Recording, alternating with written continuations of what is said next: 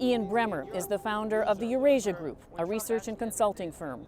His latest book is called Us versus Them, The Failure of Globalism. He spoke to me from New York about the central thesis of his book. The philosophy, the guiding political ideology of the West, of all of our liberal democracies since World War II, is this concept of globalism.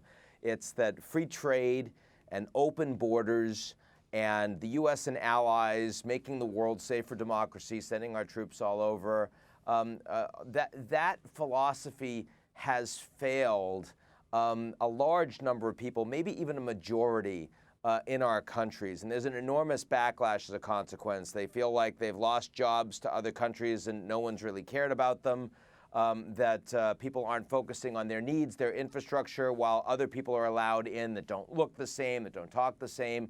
We're sending troops all over the world for failed wars, aren't treating them like heroes when they come back, and they're doing the bulk of the dirty work around it. And that's caused an enormous amount of anger, and it's getting larger, frankly. And it's not just in the U.S. We're seeing it pretty much all of the advanced industrial democracies, except Japan, where there's no immigration, where the population is shrinking, so per capita they're doing really well, and where the military isn't allowed to fight wars other places. That's kind of a disturbing story. Is there a contradiction in the fact that in spite of all of that, economies continue to grow? Well, in fact, it should make us a lot more concerned that there's this much division, that our countries feel more divided than at any point in decades, despite the fact that the U.S. economy is doing so well and the global economy is doing so well. Now, obviously, unemployment is low in the U.S. right now, 3.9%. That's as good as it's been since 2000. But the wages are very low. They've not rebounded at all. The average member of the working class in the U.S. Feels like they've gotten nothing in the last 40 years. And indeed, the average American feels like their kids are likely to do worse than they are. So the American dream really doesn't work for the average American. And as a consequence, they're really not interested in allowing any immigrants in. That was true under Obama. It's true under Trump. And it makes you wonder if that's how we feel when there's a lot of money being given back in terms of tax reductions and massive deficit spending. What's this going to feel like when we hit the next recession, or when interest rates go up and there's belt tightening and the CEOs start actually firing people? Then we're in serious trouble. You talk about globalization failing, but at the same time, it feels like political institutions are failing too. You make the point that we've focused the lens on these leaders that do and say strange and unpredictable things, but we really haven't turned the lens enough on the population itself that feels disaffected like that. That's right. In fact, I'd say that globalization has not failed. It's succeeded, but that's an economic process. Globalization is the reason we have a global middle class. We brought billions out of poverty. China's become an economic superpower because you've created a lot of growth, and you've actually made goods a lot cheaper because borders are open. But if the average American or average Canadian doesn't feel like they've benefited from that, then they're not going to continue to support those policies. And so you saw that in the 2016 election, even Hillary Clinton, who was an architect of the Trans-Pacific Partnership, said that she opposed it. Of course, Bernie Sanders did as well. Donald Trump actually pulled the Americans out of it. And the willingness of the average American to vote for something, anything, that even might break the system just to show that they're angry with the establishment, the political leaders, the business leaders, the bankers, the mainstream media, that they feel are lying to them, don't care about them. That's why we got Brexit. It's why Merkel's doing so poorly right now in Germany, and it's why we have Trump in the United States. Take us a little bit beyond what I will call the comfort, and yes, some discomfort in Western countries, and look a little bit at the developing world, because you do draw distinctions there between what's happening among more prosperous, industrialized countries and the developing world. It feels like you're staring at... I would say. Yeah, go ahead.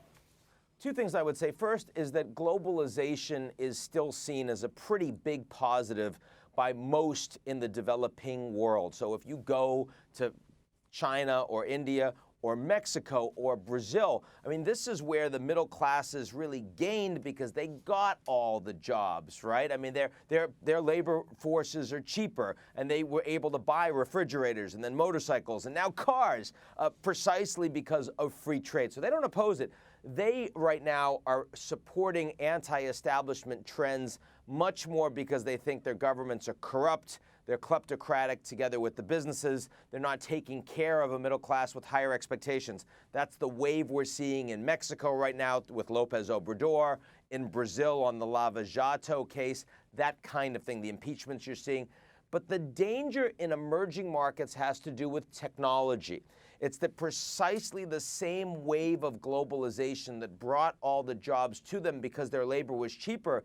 Now their labor is getting more expensive and saying, you know what, it's a lot cheaper to automate those jobs, to use robots, use big data, use AI, than it is to actually have those jobs in China producing goods for Canada, the United States. If that really gains momentum, then you're going to see an enormous backlash in countries that aren't as wealthy, don't have the social safety net, and have political institutions that are much less resilient. So the potential that the wave that we're seeing right now in the advanced industrial economies gets global is actually pretty significant. Why can't sophisticated, established political institutions respond to some of this? Because we don't care. Because it's not a crisis. I mean, you know, why can't the Israelis take care of the Palestinians?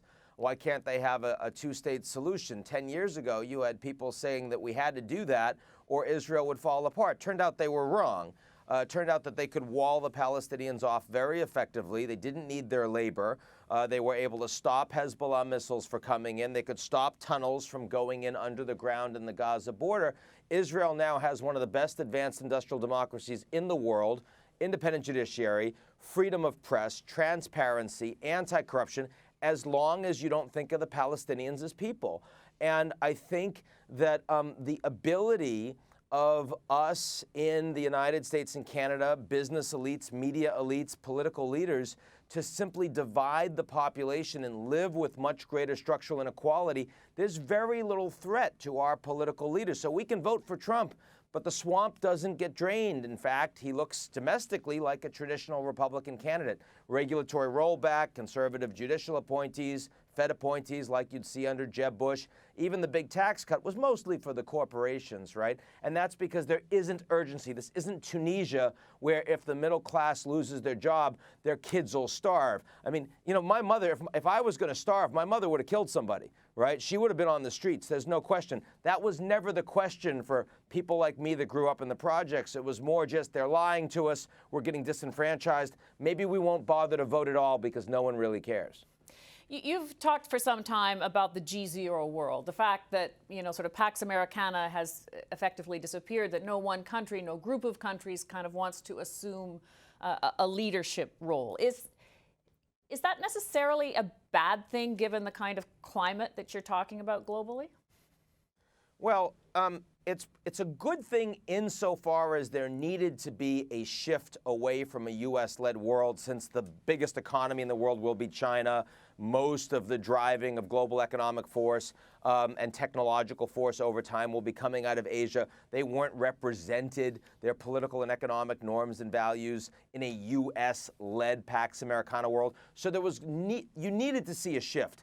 But the sudden degradation of what we had into the G0, where just now you see hours ago Angela Merkel saying that the Germans can no longer rely on the United States, the Europeans, to provide security, where you see the transatlantic relationship literally melting down in front of our eyes, where Trump touts America first and basically tells allies to drop dead, whether it's on the Paris Climate Accord or TPP, or it's on Jerusalem, or it's on the Iran deal. I mean, that clearly breaks important alliances and architecture very quickly when other countries aren't yet prepared to actually build anything new. And what we've learned is when there's a vacuum like that that suddenly appears when there wasn't one before, a lot of people get hurt. And the people that get hurt the most, of course, are the ones that have the least power, the least capability to defend for themselves.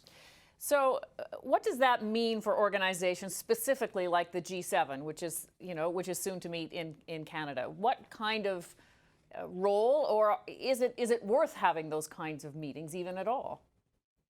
Sure, it's worth having those meetings. It's worth having the United Nations Security Council, even though everyone can veto everything meaningful, because you still want the leaders to have face time. You want them to engage with each other, hopefully understand each other.